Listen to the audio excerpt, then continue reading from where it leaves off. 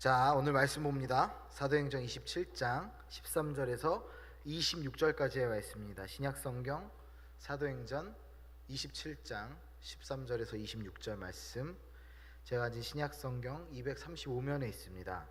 사도행전 27장, 우리 사도행전의 마지막에서 두 번째 장이죠. 27장 13절에서 26절까지의 말씀, 우리 다 같이 교독하도록 하겠습니다. 13절입니다. 남풍이 순하게 불매 그들이 뜻을 이룬 줄 알고 닷을 감아 그레데 해변을 끼고 항해하더니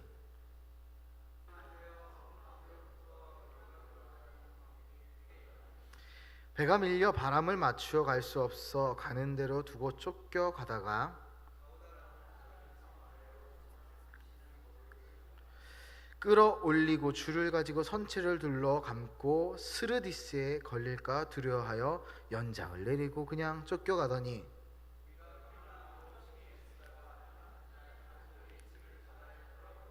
사흘째 되는 날에 배의 기구를 그들의 손으로 내버리니라.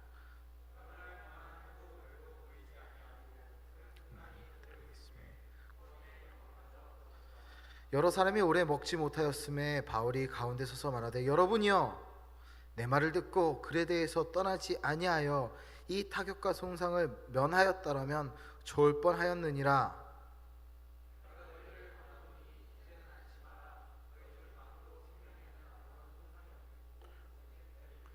내가 속한 바 곧 내가 섬기는 하나님의 사자가 어젯밤에 내 곁에 서서 말하되,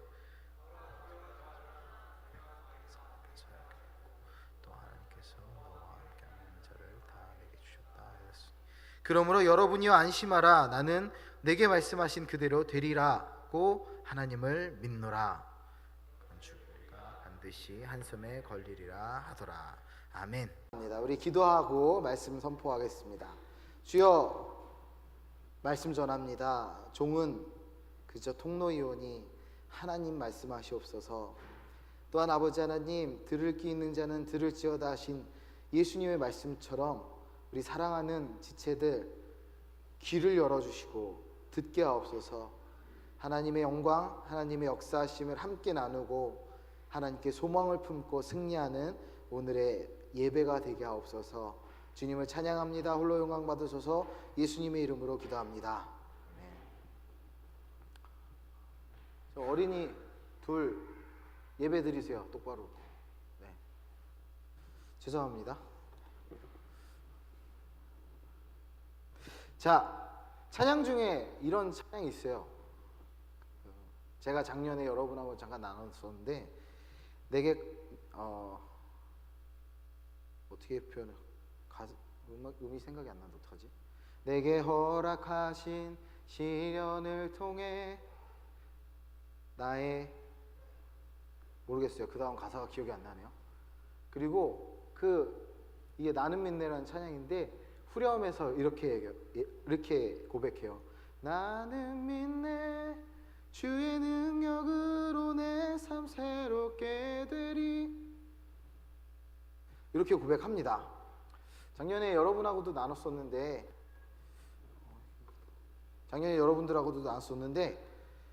기억하실지 모르겠어요. 여러분하고 소망에 대해서, 믿음에 대해서 나누면서 이 찬양을 함께 고백했습니다. 그래요. 우리가 하나님을 믿고 하나님을 의지하고 하나님께 나아갈 때 우리에게는 분명한 소망이 있고 하나님께서 우리의 삶을 새롭게 하실 줄 믿습니다. 우리의 인생은 정말 알 수 없어요.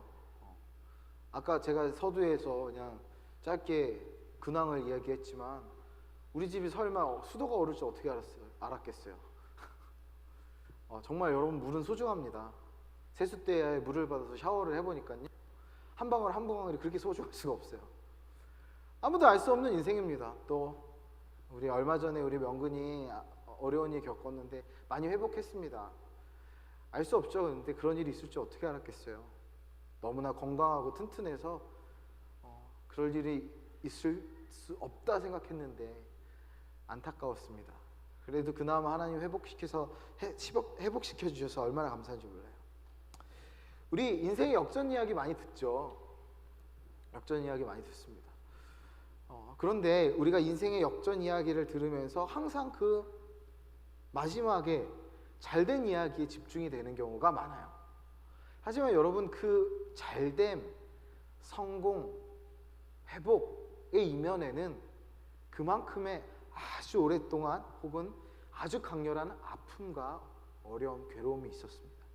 우리가 그 이야기를 듣지 못하면 성공만 부각되고 끝날 수 있어요. 여러분, 우리가 삶을 살면서 교제를 하고 위로를 전할 때, 그래서 꼭 권면을 할 때, 아니면 말을 할 때, 권면 다 떠나서 그냥 이야기를 할 때 그 사람의 내면, 이면에 있는 어두움에 대한 배려까지도 할 수 있었으면 좋겠습니다. 그 사람의 일거수일투, 내가 관찰할 수 있는 한계의 범위가 있겠지만 어쨌든 세심하게 보면서 위로할 수 있는 지혜, 그리고 권면할 수 있는 지혜가 여러분에게 있었으면 좋겠습니다. 어쨌거나 우리 삶에는 어려움이 와요. 우리가 감당하기 힘든 어려움이 옵니다. 광풍이라는 표현을 쓸게요. 우리 인생에 광풍이 몰아닥치면 흔들리는 경우가 허다합니다. 저는 목사입니다. 목사는 신앙적으로 여러분하고 더 뛰어난 존재는 아닙니다. 여러분이 혹시라도 목사님인데 당연한 거 아니에요 하지만 그렇지 않아요. 저는 그렇지 않다고 고백해요. 제가 다른 목사님들을 폄하하는 건 아닙니다. 그렇지만 목사는 직업일 뿐이에요. 전문적으로 신학을 연구하고 말씀을 전하도록 훈련받은 직업인입니다. 신앙인으로서 여러분과 다를 게 없어요. 똑같이 아프고 똑같이 흔들리고 똑같이 고민하고 똑같이 기도 안 하면 넘어지고 똑같이 말씀 읽지 않으면 점점 영혼이 피폐해집니다. 반대로 얘기하면 여러분도 마찬가지예요. 목사이기 때문에 어쩔 수 없이 의무적으로 기도합니다. 주여 주여. 우리 제자훈련 어제가 이제 마지막 1학기 마지막 강의였는데 함께 이제 공부를 스터디를 했는데 그때 얘기하잖아요. 주여 주여 하는 자만 다 천국에 들어갈 것이 아니라고. 마찬가지예요. 목사도 아무 의미 없이 주여 주여 하면 안 돼요. 그런데 어쨌든 의무적으로 해야 되잖아요. 또 말씀을 연구해야 합니다. 말씀 연구 안 하면 지금 제가 여러분한테 말씀을 선포할 수 있을까요? 전혀 없습니다. 할 수가 없어요. 그런데 여러분도 마찬가지예요. 신앙인으로서, 전문 직업인으로서 연구하는 것이 아니라 신앙인으로서 목사도 마찬가지고 여러분도 마찬가지고 기도하고 말씀을 읽고 묵상하며 또한 전해야 합니다. 우리가 다 같은 신앙이기 때문에 우리의 삶을 돌아보면요, 똑같은 후회와 똑같은 인간적인 아픔들이 있어요. 그런데 참 재밌는 거는요, 이런 똑같이 아픔을 겪고 각자의 정도나 상황이나 환경은 다를지 몰라도 어쨌든 아픔을 겪고 힘들어하지만 어떤 사람은 이런 광풍을 만났을 때 흔들리지 않는 사람들이 있습니다. 급박한 상황을 닥쳤을 때 절망하는 사람이 있는 반면에 절망하지 않고 버티는 사람, 희망의 끈, 소망의 끈을 놓지 않는 사람이 있다는 거죠. 그렇다면 어떻게 그런 소망의 끈을 놓지 않을 수 있을까요? 오늘 그 질문을 바울 사도를 통해서 발견했습니다. 그 질문의 대답을 오늘 본문에서 성경에 기록된 사도 바울의 마지막 여정이 보입니다. 정확하게는 로마에 이제 압송되는 과정들이 보이죠. 자, 참 재미난 것은 우리 바울은 로마를 너무 가고 싶었어요. 그런데 본인이 원하는 전도 여행을 통해서 간 것이 아니라 체포돼서 갑니다. 체포돼서. 바람하지 않던 일이지만 어쨌든 그 형태가 인간적으로 보기엔 좋지 않았어요. 그런데 바울은 그렇게 체포되어서 가는 와중에 한 광풍을 만나게 되죠. 오늘 본문을 읽어보니까 어때요? 바울이 가자고 그랬어요? 가지 말자고 그랬어요? 가지 말자고 그랬어요. 그런데 사람들은 인간의 기준으로 출발합니다. 그리고 뭐를 만나요? 유라굴로라는 광풍을 만납니다.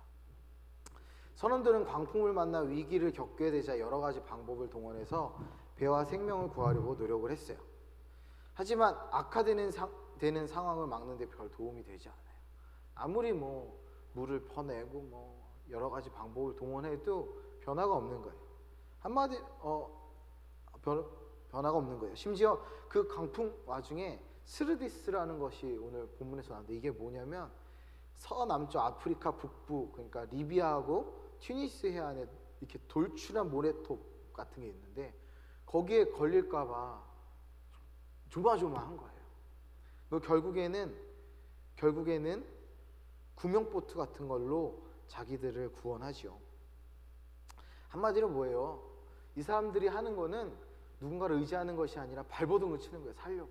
광풍에서 벗어나기 위해, 또 스르디스에서 벗어나기 위해 발버둥을 칩니다. 자기 힘으로 그것을 하려고 해요. 이렇듯 우리도 자신의 모든 것을 앗아갈 것 같은 광풍을 이겨내기 위해 헛된 노력을 할 수 있습니다. 아무리 본인이 노력을 한다 하더라도 그 광풍을 자연의 힘으로 어떻게 이길 수 있겠어요? 지금같이 과학이 발달하여서 여러 가지 통신을 이용해서 구조를 받든지, 아니면 그때 당시에는 나무로 목재로 만든 배인데 지금과는 그 물리적인 그 배의 차이가 있잖아요. 이길 수 없는 상황이, 좀 더 이길 수 없는 상황이 돼가는 거예요. 그런데 아무리 발버둥 쳐도 그 이길 수 없는 거 당연히 이겨내지 못하죠. 이렇듯 우리도 자신의 모든 것을 앗아갈 것 같은 풍령을 이겨내기 위해 헛된 노력을 할 때가 있다는 거예요. 광풍이 와서 견딜 수 없고 이겨낼 수 없는데 계속해서 발버둥을 쳐요. 우리가 그것을 해결할 방법을 분명히 알고 있음에도 불구하고 자기 힘으로, 자기의 능력으로 해결하려고 발버둥을 칩니다. 최선을 다했으나 얻지 못하고 열심을 다했으나 이루지 못하는 경우가 이런 경우들이죠. 여러분 스스로에게 질문을 던져보세요. 여러분 스스로 무엇인가 이루고자 얼마나 노력하셨습니까? 심지어는 예배를 빠지면서까지 공부하고, 미안해요, 누구를 지칭하는 건 아니에요. 공부하고 뭔가를 했지만 그것이 자기의 힘으로 할 수 있을까요? 제가 올해로 이제 19년 차 사역자가 됐어요. 내년에 20년이요. 20주년 축하해 주세요. 내년에. 근데 19년 동안 사역하면서 하나님이 가장 크게 발견하신 건 딱 한 가지입니다. 예배를 포기 않는 자 하나님이 들어쓰십니다.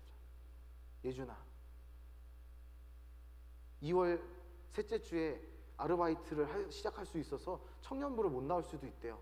여러분 어떻게 생각하세요? 다들 비웃잖아요. 마음이 확실히 굳어져요? 네. 대답은 듣지 않겠어요. 아무리 자기가 노력한다 하더라도 결국에는 자기 힘으로 하는 것은 한계가 있다는 거죠. 여러분 실수하지 마십시오. 착각하지 마십시오. 여러분의 힘으로 할 수 있는 게 아닙니다. 여러분을 창조하신 분이 누구신지 기억하십시오. 너는 청년의 때 곧 곤고한 날이 이르기 전에 너의 창조주를 기억하라. 그것만이 인생서 값진 열매를 맺을 수 있는 유일한 방법입니다.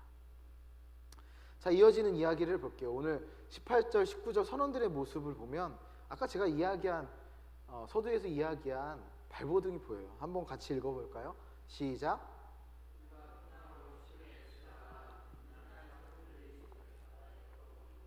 사흘째 되는 날에 내 기구를 그들의 손으로 내버리니라. 그래요. 아무리 노력해도 뭐라 그래요? 풍랑으로 심히 애썼대잖아요. 심히 애썼다. 보통 성경에서 헬라어가 반복적으로 사용하는 경우는 굉장한 강조예요. 심히 애썼다. 애쓰고 애썼다는 거예요. 그런데 애썼지만 결국에는 뭐 어떻게 했대요? 배에 기구까지 버렸대요. 그들의 손으로. 배 기구는 뭐예요? 여기서 말하는 기구는 생명줄과 같은 거예요. 배를 움직일 도구를 내어버렸대요. 어떻게 할 수가 없으니까. 무게를 가볍게 하기 위해서. 모든 노력이 수포로 돌아가자 구원의 소망을 잃고 선원들은 절망하게 됩니다. 그들이 할 수 있는 거 이제 있어요? 기구를 버리면 그 선원이 할 수 있는 게 있어요? 아무것도 없어요. 배에 기구를 버렸는데 아무것도 할 수 없습니다. 바람에 맞춰 갈 수 없어 가는 그대로 두고 막 쫓겨가다가 결국에는 가우다라는 작은 섬 아래로 지나 간신히 그러니까 지금으로 말하는 구명보트 같은 걸 통해서 겨우 살아남는 거예요. 자, 그러다가 또다시 다가오는 위험에 어지러워합니다. 20절에 보면 여러 날 동안 해도 별도 보지 아니하고 큰 풍랑이 그대로 있음에 구원의 영광마저 없어졌다. 구원의 소망마저 없어졌대요. 일찍 다녀라잉. 구원의 소망마저 없어졌대요. 구원의 소망마저. 중보해 주세요. 일찍 오고 싶었는데 마음에 안 움직였대요. 구원의 소망마저 없어졌대요. 하다 안 되니까 희망마저 없어진 거예요. 절망의 순간입니다. 우리 역시 인생에서 이런 절망을 겪을 때가 있어요.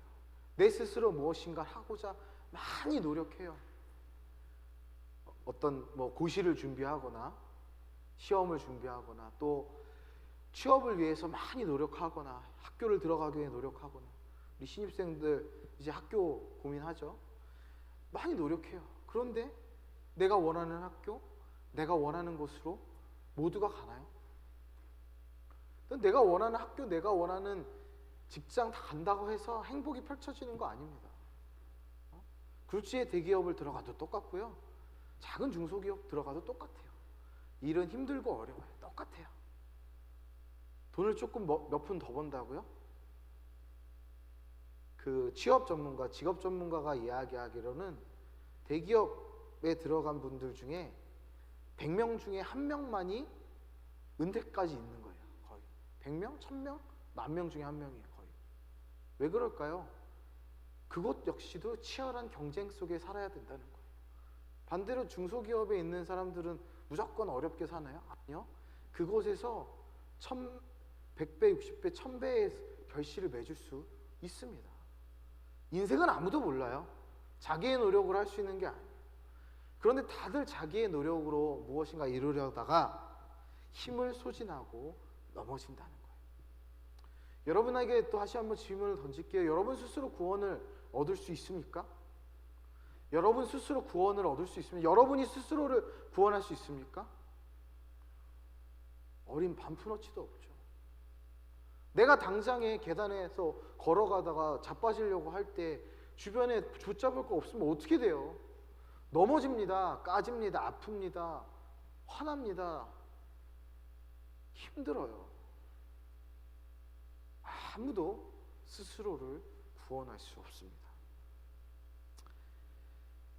그러나 우리에게는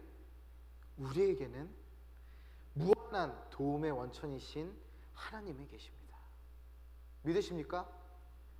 여러분은 여러분 스스로를 구원할 수 없지만 하나님은 구원하실 수 있습니다. 죄송합니다. 여러분, 이런 얘기가 있어요. 고통은 귀먹은 세상을 깨우는 하나님의 확성기다. 여러분이 고통 중에 깨어나라고 하나님이 말씀하시는 거예요.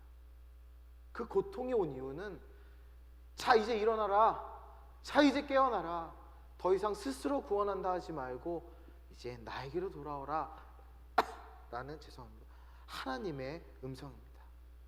여러분, 절망의 순간에, 아픔의 순간에 그리스도 예수를 바라보십시오.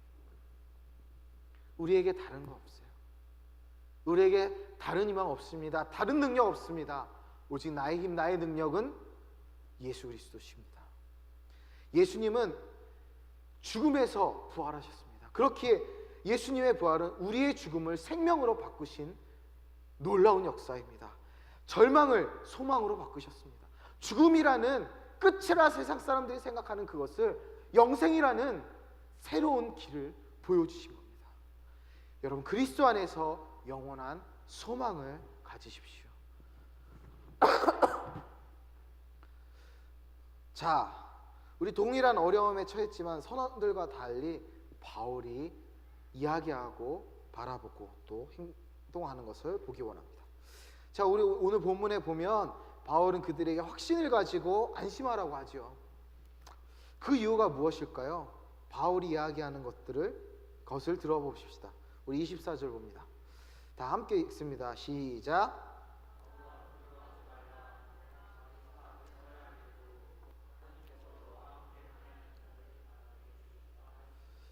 자, 오늘 본문 24절 전에 23절에 하나님의 사자가 찾아왔다는 이야기를 해요. 그리고 하나님의 사자가 누구에게? 바울에게 하는 이야기가 오늘 24절입니다.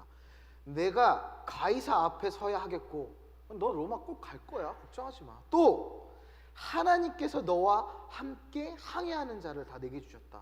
걔네들도 구원할 거야. 바울이 누구를 바라볼 때 이런 응답을 받아볼 수 있었을까요? 바로 하나님을 바라볼 때 이런 역사가 있습니다. 하나님의 사자 얘기하잖아요. 두려워하지 말라. 그때 바울이 어떻게 해요? 그래도 될까요? 근데 무서운데 어떡하죠? 이렇게 반응합니까? 우리는 알 수 없어요. 그렇게 질문하고 기도했을 수도 있죠. 하지만 바울이 결론적으로 그들에게, 사람들에게 선포하는 모습을 보십시오. 두려워하라고 합니까? 두려워하지 말라고 하죠. 자기는 두려워하지 않는다고 선포합니다. 선언하는 거예요. 그리고 그 자리에 있는 모든 이들을 하나님을 믿는 바울과 함께 하나님께서 구원하시겠다 약속하셨다는 거예요. 놀라운 약속입니다. 놀라운 구원의 역사예요. 바울뿐만 아니라 하나님을 믿는 그 한 사람을 통해 주변을 구원하셨다는 거예요. 여러분이 지금 속해 있는 모든 공동체에서 동일한 역사가 있을 줄 믿습니다. 여러분이 다니는 학교, 여러분이 출근하는 직장, 여러분의 가정, 여러분이 두려워하지 않고 소망을 품고 하나님을 바라보며 선포할 때 그 가정이, 그 학교가, 그 사업장이, 그 교회 공동체가 살아납니다. 믿습니까? 여러분 믿으십시오. 두려워하지 마세요. 여러분에게 말씀하십니다. 여러분에게 하나님의 소망을 베푸십니다. 우리 돌아보기 원해요. 예수님이 우리에게 어떤 약속을 주셨는지 돌아보기 원해요. 볼지어다 내가 세상 끝날까지 너희와 항상 함께 있으리라. 마태복음 28장 20절에서 말씀하시죠. 우리 이 말씀 한번 함께 읽어볼게요. 마태복음 28장 19, 20절 말씀입니다. 여러분의 목소리로 여러분이 선포하듯이 읽습니다. 시작.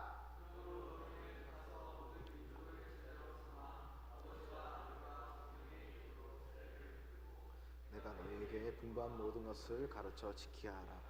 볼지어다 내가 세상 끝날까지 너희와 항상 함께 있으리라 하시니라. 여러분과 함께 하신답니다. 너무나 감사하죠. 김도경 목사가 여러분하고 함께 하는 게 아니라 평생에 옆에 있는 친구들이 여러분과 함께 하는 게 아니라 언젠가는 여러분 어떤 이유든 어떤 모습이든 헤어짐은 분명히 있어요.